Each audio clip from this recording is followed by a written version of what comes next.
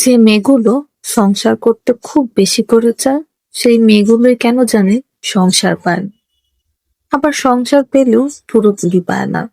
হয় স্বামী ভালো হয় না, না হয় শ্বশুর শাশুড়ি নিয়ে ঝামেলা, না হয় টাকা পয়সা নেই। একটা না একটা ঝামেলা থেকেই যায়। আসসালামু আলাইকুম, welcome back to my channel. আশা করছি আপনারা সবাই খুব খুব ভালো আছেন। সিজনটা চেঞ্জ হওয়ার কারণে সবাই খুব বেশি অসুস্থ হচ্ছে, বিশেষ করে বাচ্চারা। এই সময়টা চেষ্টা করবেন সবাই বাচ্চাদেরকে একটু বাসায় রাখার জন্য। যদিও আমার বাচ্চাকে বাসায় রাখা সত্ত্বেও আমার মেজো ছেলে খুব জ্বর, অসুস্থ, ঠান্ডা লেগে গিয়েছে। আমারও সেম, গলা ব্যথা প্রচন্ড রকমের, শরীরটা খুবই খারাপ যাচ্ছে। এর মধ্যে 1 মাস পর, মানে প্রায় 1 মাস পর রাকিব 3 দিনের জন্য ঢাকার বাইরে ছিল। কেন জানি রাকিব বাসায় না থাকতে আমার বাচ্চা কাচ্চারা অসুস্থ হয়ে যায়। আমি সবসময় এটা দেখছি, গত 11 বছর ধরেই দেখছি। রাকিব বাসায় না থাকলে আগে যেটা হতো, আমার শরীর খারাপ হয়ে যেত, আর বাচ্চা কাচ্চা হওয়ার পর এখন বাচ্চাদের শরীর খারাপ হয়ে যায়। তো আজকে 3 দিন পর রাকিব সাহেব বাসায় এসেছেন। তো আসার পর মনে হলো যে তাকে একটু আয়োজন করে একটু নাস্তা বানিয়ে দিই। তো এখানে খুব বেশি আয়োজন করি নাই, কারণ আমারও শরীরটা খারাপ, বাচ্চাটারও শরীর খারাপ, সারা রাত জেগেছিলাম, খুব জ্বালাচ্ছিল। আমার আয়ান না একটু জ্বর আসলে একদম বিছানায় পড়ে যায়, বমি করে একদম, আর খুব মা মা মা, এমনিও একটু মা পাগল, এর মধ্যে এখন অসুস্থ, এখন তো আরো বেশি হয়ে গেছে। তো আলু ভাজি করেছিলাম আর কালো জিরা দিয়ে একটু ডিম পোচ করে নিয়েছিলাম।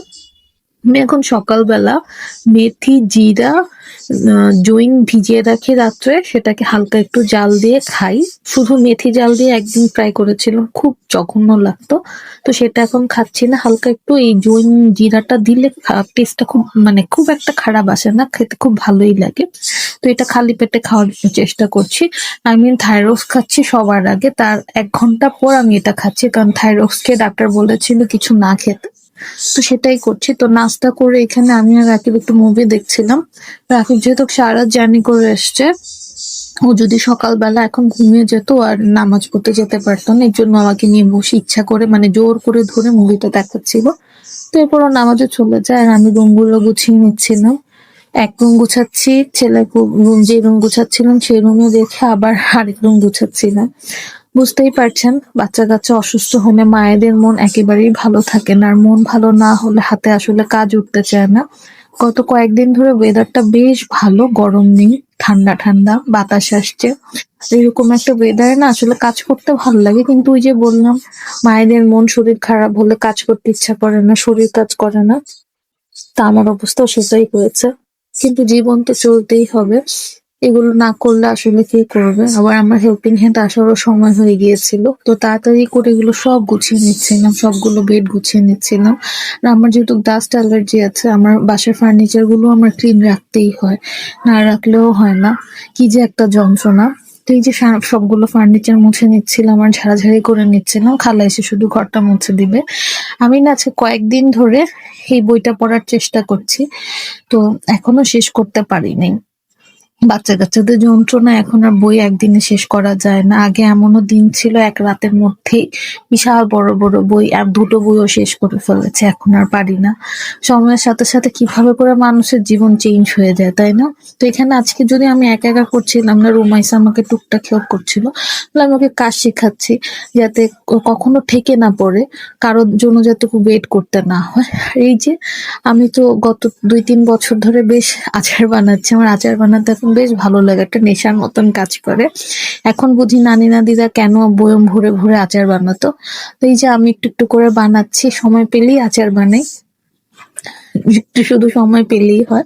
আজকে হালকা একটু রোদ উঠাতে ভাবলাম আচারগুলোকে একটু রোদে দিই। আরো অনেক আচার বানানো বাকি, এখন রাকিব আম এনে দিলেই হয়, শুধু আচার বানাবো। বললাম না আজকে ওয়েদারটা খুব সুন্দর, আজকে কিছুক্ষণ পর পরই বারান্দার ভিউ দেখতে পাবেন। যে শুধু মনে হচ্ছিল 1 কাপ চা নিয়ে বারান্দায় বসে বসে বই পড়ি, কিন্তু সেটা আর হয়ে ওঠা নাই।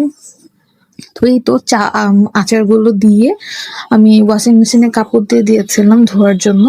তো কাপড় ধোয়া হয়ে যায়, তো বারান্দায় কাপড়গুলো মেলে দিয়ে এসে আবার অফ ক্যামেরাতে রান্না বান্না সেরে নিতে হয়।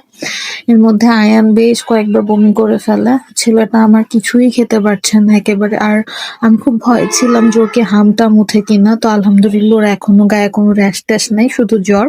তো অফ ক্যামেরা আমি আজকে আমডাল রান্না করেছিলাম। আমার ছেলে আমডাল খুব পছন্দ করে। তো ওর জন্য আমডাল ছিল। রাকিব যেহেতু বাসায় এসছে, আলু আর পেঁপে দিয়ে মুরগি ঝোল করেছিলাম। ও কক্সবাজার থেকে বালাচাও এনেছিল, তো বালাচাও ভর্তা করেছিলাম। কালো জিরা শুটকি ভর্তা করেছিলাম। আর আমি কয়েকদিন আগে আমের আচার বানিয়েছিলাম। তো আমার এখন কাঁচের জারে শর্ট পড়ছে, তো এটা ওই প্লাস্টিকের ইসের মধ্যে আমের আচার ছিল। তো অল্প মানে ওরা যাতে খেতে পারে এটার জন্য আসলে অনেক কিছু করা, কিন্তু কিছুই খেতে পারেনি। যে জোর করে ওকে আমি সম্ভবত ৩-৪ বার খাইয়েছিলাম, এটাও বমি করে ফেলে দেয়। বাচ্চা-কাচ্চা অসুস্থ হলে আসলে কিছুই খেতে চায় না। আমার সর্দি, তো আমি বুঝতে পারছি আমারও মুখের টেস্ট বাজে হয়ে গিয়েছে। তো সন্ধ্যার পর মনে হলো যে একটু ফ্রেঞ্চ ফ্রাই করে দিই। আয়ান না ফ্রেঞ্চ ফ্রাইটা খুব পছন্দ করে। যদিও আমার ছেলে একটাও খেয়ে দেখে নাই। শরীর খারাপ হলে বাচ্চা-কাচ্চা যে কি করে। যাই হোক, সবাই দোয়া করবেন আমার ছেলে যাতে সুস্থ হয়ে যায় এবং আমার ২ মেয়ে যাতে এখন আর অসুস্থ না হয়, আমিও যাতে সুস্থ থাকি। যেহেতু আমার শ্বাসকষ্টের সমস্যা আছে, আমার জন্য এই সময়গুলো পার করা অনেক। আজকে হয়তো আপনারা কেউ আমার চা খাওয়ার ভিডিও দেখেন নাই। আসলে আমি চা খেয়েছি, কিন্তু আমি রাকিব সাহেবকে দিইনি।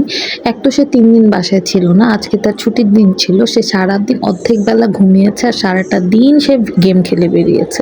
জন্য আজকে একা একাই কফি খাচ্ছিলাম, তাকে একেবারেই দিইনি। এটা হচ্ছে একটা চিকন শাস্তি। ঠিকই আছে, মাঝে মাঝে এরকম শাস্তি দেওয়া উচিত। কেন এরকম সারাদিন গেম খেলবো, তো আমাকে সময়টা কে দিবে? এই জিনিসটা কি যে বুঝাবে রাকিব সাহেবকে। যাই হোক, একটা দিন এরকম করেছে, আগামী সপ্তাহে এমন করলে কানটা কেটে দিব।